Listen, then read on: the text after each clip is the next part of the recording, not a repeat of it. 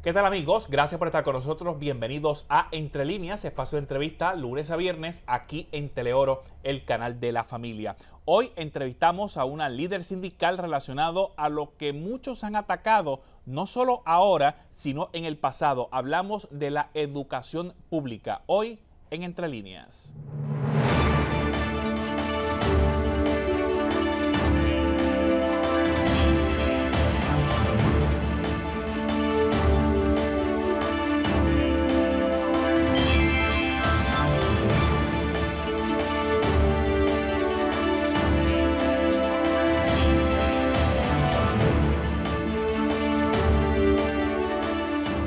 Gracias por estar con nosotros aquí en su Canal 13. Nos acompaña la presidenta de Educamos, Migdalia Santiago. Gracias por estar con nosotros. Bienvenida aquí al Canal 13. Por la invitación. La primera vez que está con nosotros. Bueno, esperamos que no sea la última. Vamos a comenzar a desmenuzar un poco los temas que hemos desarrollado para el día de hoy. En el pasado y en el presente, todavía de cierta manera se ha atacado el sistema público de enseñanza, pero parece que es el mejor, sigue siendo el mejor, y los maestros continúan ganando una miseria.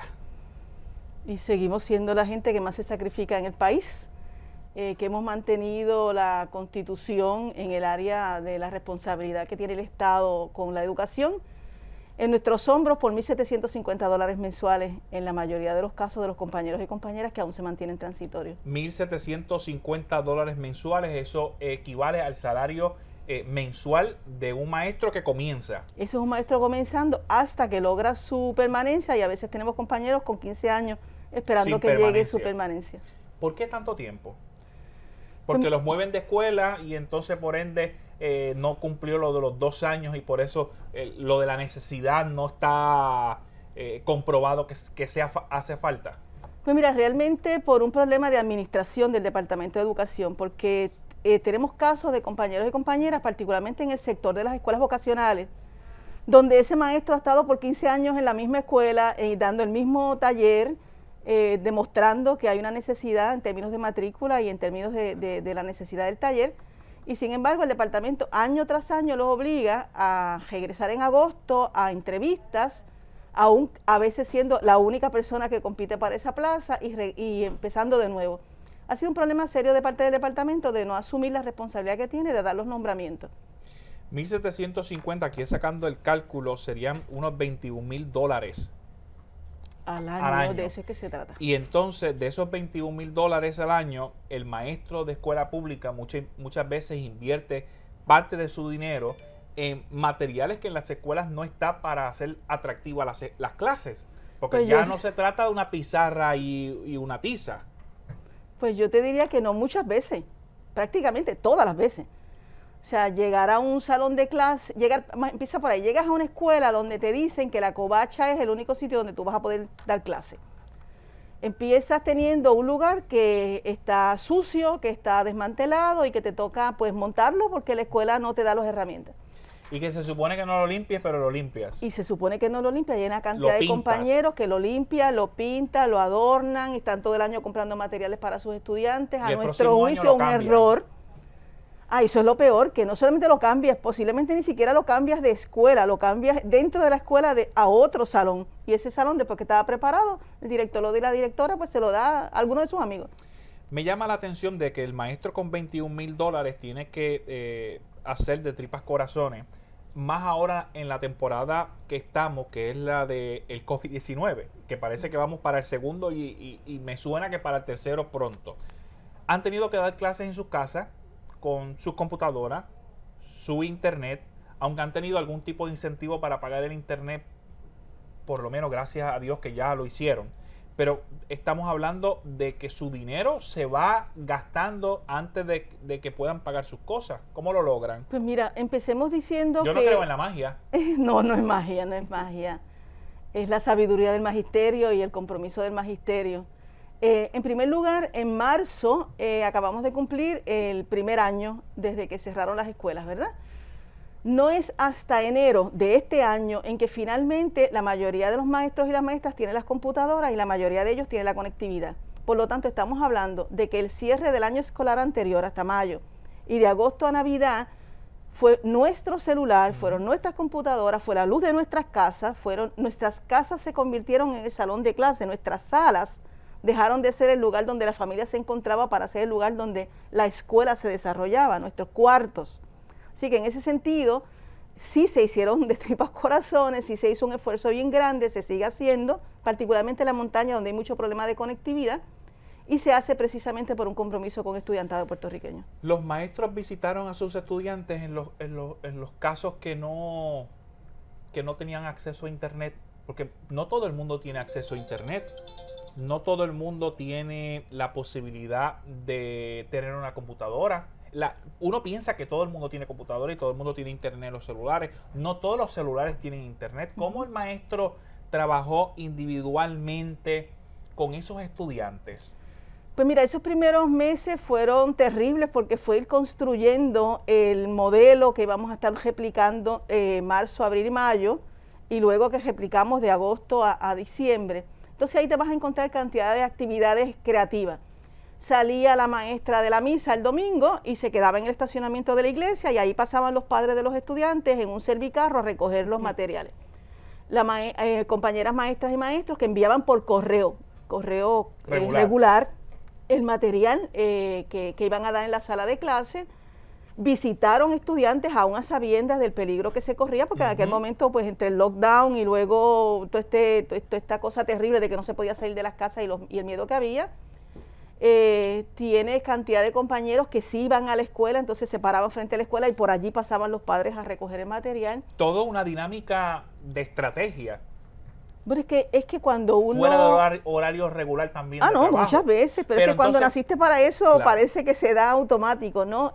No debería darse porque entendemos que el error nuestro, y esa es una autocrítica, y soy maestra de la sala de clase, el error nuestro fue precisamente hacerle la fácil al Departamento de Educación, porque mientras yo pagaba la luz y el agua desde mi casa, y yo hacía el trabajo con mi computadora, el departamento se economizaba ese dinero. Claro, pero por naturaleza el maestro tiene una función que trasciende el salario de los $1,750 y que esos niños se convierten en parte de su familia y que cualquier cosa que pase, no solo en la casa, si tienen o no las herramientas para aprender, es cómo hago que este estudiante, con sus problemáticas que puede ser de un hogar donde reciba maltrato, donde no haya comida suficiente, se ingenian para tratar de que ese estudiante tenga algo de aprendizaje. La evaluación que han hecho los estudiantes, que ha hecho el grupo Educamos, es que los estudiantes están aprendiendo, que los estudiantes, al contrario, tienen un rezago académico, o que el estudiante, al igual que el maestro, ha evolucionado y está aprendiendo en el camino con las herramientas del maestro, con la tecnología, con los módulos y con la comunidad. Pues mira, es como la mezcla de todo lo que dijiste, porque no hay una fórmula para decir que aquí todo el mundo está aprendiendo o que todo el mundo no está aprendiendo. Aquí ha habido una serie de estudiantes que han aprendido mucho en el proceso. Hay una serie de estudiantes que se nos quedaron en el proceso, sobre todo estudiantes de escuela superior, que una vez se abre la economía, particularmente en el área de la construcción, encontraron un trabajo y ya no volvieron a aparecer. Así que ha habido de todo en el proceso, a mi juicio, y te lo digo partiendo del hecho de que soy maestra de la sala de clase de una escuela superior y que tengo cantidad de compañeros que han estado participando del proceso porque hemos estado haciendo evaluación día a día. La mayoría de los estudiantes han aprovechado este espacio, han ido aprendiendo. Hay algunos que no. Hay algunos que no, hay algunos que ni siquiera sabemos dónde están porque el Departamento de Educación no ha hecho la gestión tampoco para conseguirlos, ¿no? Porque a fin de cuentas de eso es que se trata, tienen el personal para hacerlo. Pero sí ha habido un proceso de aprendizaje, necesariamente no lo que dice el mapa curricular que se supone que aprendieran, oye, pero han ido aprendiendo a protegerse, han aprendido valores, han aprendido lo que es estar en la familia, la creatividad, o sea... Volvimos al inicio de lo que se buscaba, por ejemplo, en la clase de educación de estudios sociales, que eran ese inicio de cómo lavarse las manos, de cómo asearse. Y cómo leer un mapa, o sea, nuestros estudiantes ahora saben cuáles son los municipios que están en rojo y cuáles no. O sea, que parte de lo que se supone que se enseñe, particularmente en el caso de la escuela elemental, de kinder a tercer grado, el departamento hace varios años cometió el grave error de eliminar la historia, el estudios sociales, como le llamábamos, para ponerlo en español, y si el maestro tenía tiempo, tocaba algo del tema. Pues mira, nuestros estudiantes han aprendido para qué sirven los desinfectantes, qué es un virus. O sea, nosotros tenemos estudiantes que conversan con mucha profundidad sobre el tema. Eso es aprendizaje. Y además están en un momento dado en el que que se está escribiendo historia. Porque de esto que estamos viviendo, en 20 años se va a estar hablando, en 30, en 40, en 100 años, de lo que pasó en el 2019, 2020, 2021, no solo en Puerto Rico, sino a nivel internacional. Cuando regresemos de la pausa, conversamos con nuestra invitada del día de hoy, Migdalia Santiago, presidenta del grupo Educamos, porque mientras esto ocurre, hacía unos cuantos años se estaban cerrando escuelas, porque decía que iban a ahorrar dinero. El problema fue que no ahorraron dinero, metieron más estudiantes en escuelas con un volumen de estudiantes que hace un poco más difícil la educación, en vez de hablar e imitar lo que ha funcionado en otros países como Finlandia, donde hay menos estudiantes, donde las escuelas son más pequeñas, en el sentido de que no son escuelas gigantescas, y la educación es extraordinaria. Pero dato curioso, en ese país los maestros son los más que ganan de salario. Regresamos ya, esto es Entre Líneas.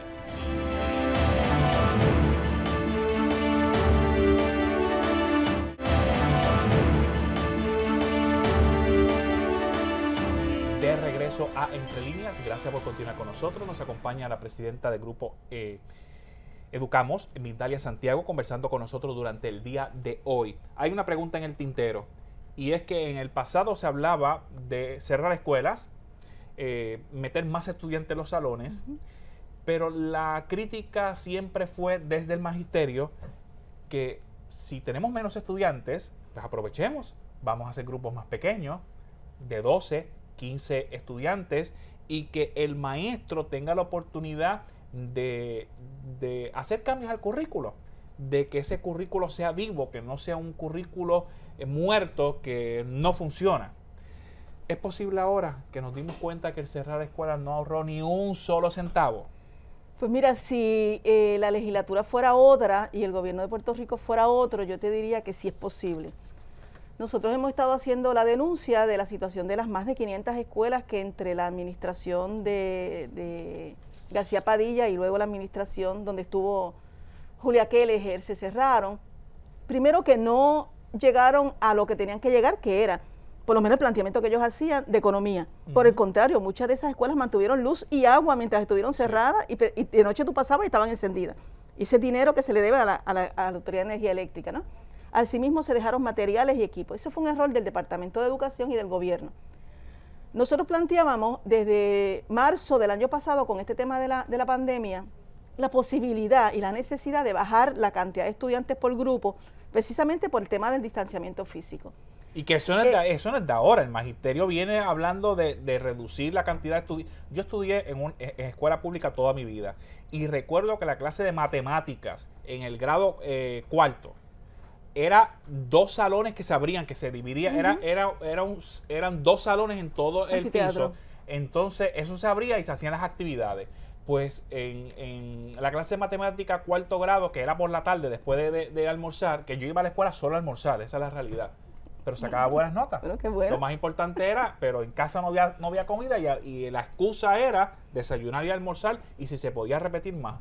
Pues en matemática en cuarto grado eran 60 estudiantes. ¿Cómo el maestro podía ayudar a sus estudiantes con los problemas matemáticos a 60 estudiantes? Es imposible. Así que la aspiración de 15 estudiantes sería extraordinaria. No, y no solamente por el hecho de que de lo que tú puedas enseñar, sino porque así como en aquella época había menos estudiantes del programa de educación especial, hoy hay más. Cerca del 40% de la población que asiste a las escuelas pertenece al programa. Por lo tanto, en la medida en que los topes son más bajitos, tenemos la posibilidad de individualizar con nuestros estudiantes. Claro, y en mi época los separaban. Los estudiantes de educación especial estaban aparte. Había una segregación. Que eso era discriminatorio, la realidad. Porque también puedo decir que estudié en Gestal, como kinder. En mi época gestal era kinder como básico. Y habían estudiantes de educación especial, pero entonces en primero desaparecían y no los volví a ver hasta un poco más grande, que entonces me di cuenta que era que estaban separados. Ahora leyes federales indican que hay que integrarse. No solamente las leyes federales, el caso de más de 40 años de Rosa Lidia, que ha obligado al departamento a tomar decisiones, como por ejemplo es el caso de escuelas donde existen grupos que ahora se le llama de inclusión. Yo soy maestra de educación especial de inclusión, donde entonces el estudiante se mete, se inserta dentro de la corriente regular, y tengo que decirte, en los últimos años de mi escuela, y este año se va a repetir, el promedio más alto de nuestra clase graduanda es un estudiante con autismo. Que antes estos estudiantes lo que hacían era que los segregaban. Pues nosotros tenemos estudiantes de la escuela Juan Ponce de León, aquí cerquita de La Barbosa, que es una escuela que tiene un programa de educación especial, y que tan pronto los estudiantes, el maestro puede probar que tiene la posibilidad de subir a la corriente regular, los mandan a estos grupos de inclusión, nosotros los acompañamos en todas las clases, y resulta que no solamente son buenos estudiantes, son buenos promedios, los tenemos ya en la universidad. Y que en la universidad también despuntan y bastante. Y son competencia para los estudiantes de la corriente regular, sí, pero fuerte. Porque incluso dominan el inglés como ningún otro estudiante. Así que, porque para ellos es más fácil aprender inglés. Bueno, cuando hablamos del sistema público, hablamos que tiene una serie de problemáticas. Porque a un secretario de educación se le ocurrió cerrar escuelas, que luego en los terremotos, muchas de las escuelas cerradas, no les pasó absolutamente nada. Y escuelas que estaban funcionando, gracias a Dios, vacía, que no había clases en el momento del terremoto, colapsaron. Esto es sin investigar, sin saber absolutamente nada, una decisión administrativa, y cerramos. Lo que sucede es que en aquel momento y ahora, porque todavía esa mentalidad sigue, y es el hecho de que la Junta de Control Fiscal había establecido que había que cerrar escuelas porque el gasto era muy grande. Entonces se tomaron decisiones como, por ejemplo, tienes 7 escuelas en el municipio X, y en ese municipio tienes que cerrar 4. Bueno, pues se cerraron las 4 que fueran, o sea, democráticamente. Nosotros sabemos de escuelas que se cerraron sin ni siquiera haber habido una visita para evaluar la escuela. Por ejemplo, te doy un ejemplo de Guaynabo. En Guaynabo había una escuela que era una escuela modelo, que era una escuela que tenía lo último en tecnología, una escuela con topes pequeños, tenían pocos estudiantes. Esa fue la escuela que se cerró. Entonces tenías una escuela que incluso a nivel de evaluaciones era de las escuelas que mejores promedios tenía. Así que no tenía sentido. Y después, cuando vinieron los temblores, pero previo a los temblores, cuando vino el huracán, fueron los refugios de muchas comunidades que las tomaron, las prepararon. Pero hay otras que se quedaron como el lugar donde guardaban los caballos, donde se convertían en hospitalillos, porque el departamento no solamente las cerró, las abandonó. Deberíamos regresar a las escuelas de la comunidad pequeñas, de campos, donde atienden una población con una diversidad de situaciones que va desde la pobreza, va desde niñas embarazadas a temprana edad, niños posiblemente que les llame más la atención el mundo de las drogas, y que estas escuelas sirvan de un mecanismo de preparación y un mecanismo de que se conviertan en su segunda casa o en su primera casa. Bueno, si hicieran la evaluación, precisamente toda la lista de las situaciones que tú estás nombrando, no es que no existieran antes, pero se acrecentaron en el momento en que cerraron las escuelas, y las otras escuelas que convirtieron en este lugar donde caía todo el mundo, a veces comunidades que habían tenido dificultades históricas, empezaban los estudiantes a tener roce entre ellos, ¿no? Estudiantes que les cambiaron 1, 2 y 3 veces de escuela, y que eso a su nivel emocional también le afectó. Así que en ese sentido, el Departamento de Educación tendría que hacer esa autoevaluación. Cometió un error porque esas comunidades, esas escuelas de la comunidad, que la comunidad defendía, sí, donde iban los hijos de la comunidad y por lo tanto los padres tenían un compromiso con su plantel, se fue perdiendo en la medida en que te sacaron al estudiante de ahí y lo mandaron a otro barrio, a otro sector, donde necesariamente el papá no tiene el mismo compromiso. Bueno, yo tengo que decir que como soy estudiante de escuela pública, en mi época inició eso que se hablaba de zona libre de drogas y armas y las escuelas de la comunidad, y entonces involucraban a los estudiantes a participar en el consejo de estudiantes, y el presidente del consejo de estudiantes era el delegado de los estudiantes en las escuelas de la comunidad, en el consejo, y tengo que decir... Con voz y voto. Que voz y voto, y que uno se enteraba de cómo se gastaba el dinero, porque se aprobaba la compra de materiales, si hacía falta o no un maestro adicional, se llevaba a votación y se requería por parte de las autoridades. Por lo menos en eso yo participé 6 años, en escuela intermedia y en escuela superior. Pero eso se abandonó. Pero el Departamento de Educación le fue quitando esa autonomía a las escuelas. Si bien es cierto que la ley 149 y la ley 85 se habla de autonomía, no es menos cierto que es una autonomía en papel. El departamento controla el presupuesto de las escuelas, lo congela. Congeló el presupuesto y íbamos a empezar las escuelas en agosto, si las hubiéramos empezado, sin dinero para comprar mínimo mascarillas. Bueno, hay una responsabilidad dentro de esa ley orgánica del Departamento de Educación que el propio sistema no respeta, que es la autonomía de las escuelas y también la figura del maestro, que es sumamente detallada, de que tiene la potestad de hacer cambios curriculares para establecer la mejor manera de aprender, porque nosotros no tenemos una filosofía educativa clara, está puesta ahí más o menos, pero el maestro tiene que enfrentarse a una diversidad de estudiantes, que los estudiantes no son todos iguales, tienen sus problemas y posiblemente a este estudiante le tengo que dar más atención y este otro estudiante me puede ayudar a enseñar a otros estudiantes porque dominan mejor un área de lo que estamos aprendiendo. Bueno, nos vamos a desviar, a mí me encanta el tema de educación, así que vamos a hacer una pausa y cuando regresemos de la misma, ¿cuándo debe abrirse las escuelas? Ahora, en medio de este problema que tenemos del COVID-19, que estamos prácticamente todos los municipios en rojo, o debemos esperar hasta agosto. Ya regresamos, esto es Entre Líneas.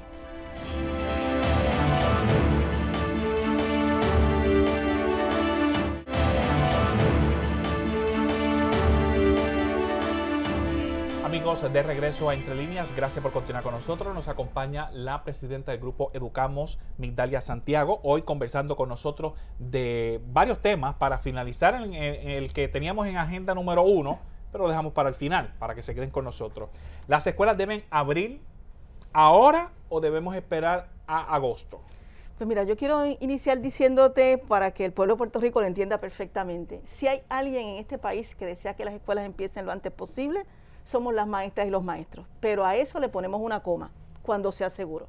Así que decir que en este momento las escuelas deben abrir, en este momento me refiero a entre 2 semanas, porque es lo que dice la orden del Departamento de Salud, es imposible porque yo esta mañana, antes de salir para aquí, miré los números y esa línea recta que va, o sea, ni siquiera estamos hablando de algo que va virando, ¿no? Sí. O sea, no solamente la es línea alarma. Que está hablando nuestra invitada es la de los casos positivos y las hospitalizaciones por el COVID-19. Pero no solamente eso, es que ahora es que van a empezar a aparecer los números relacionados a los días de Semana Santa.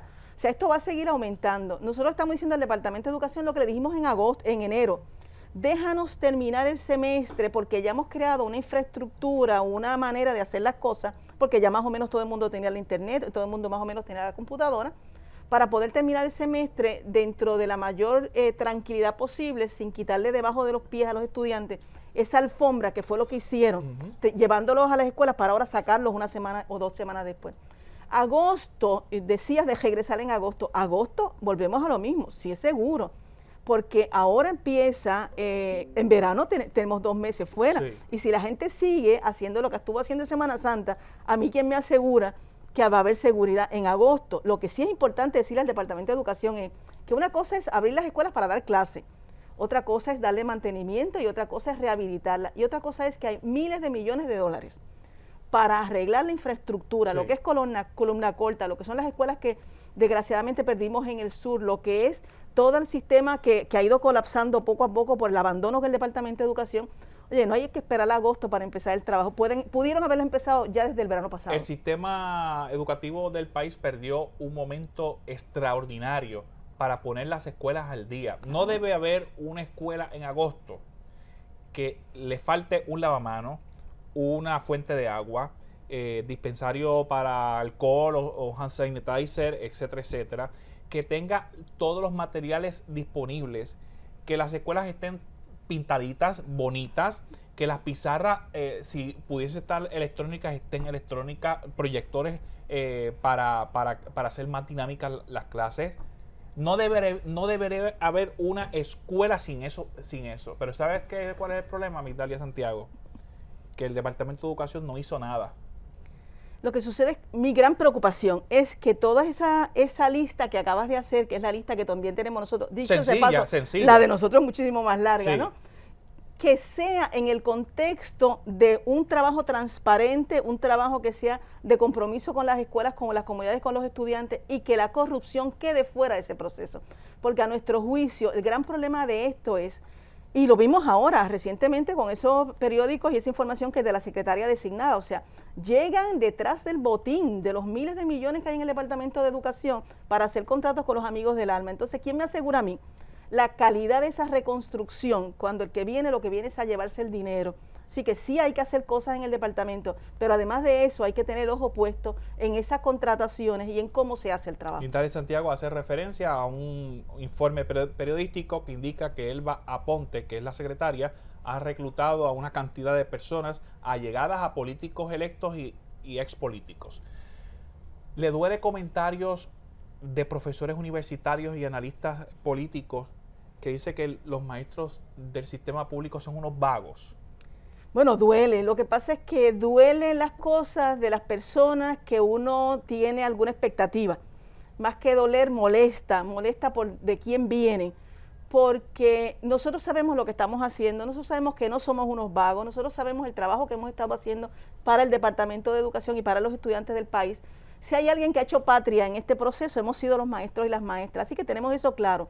Una pena que quien menos tiene fuerza moral para hacer planteamientos sobre nosotros los haga, porque son los mismos que están amarrados con la oscuridad de la vida, con el problema de ese instituto de SIDA. O sea, podemos también nosotros hacer la lista de qué tan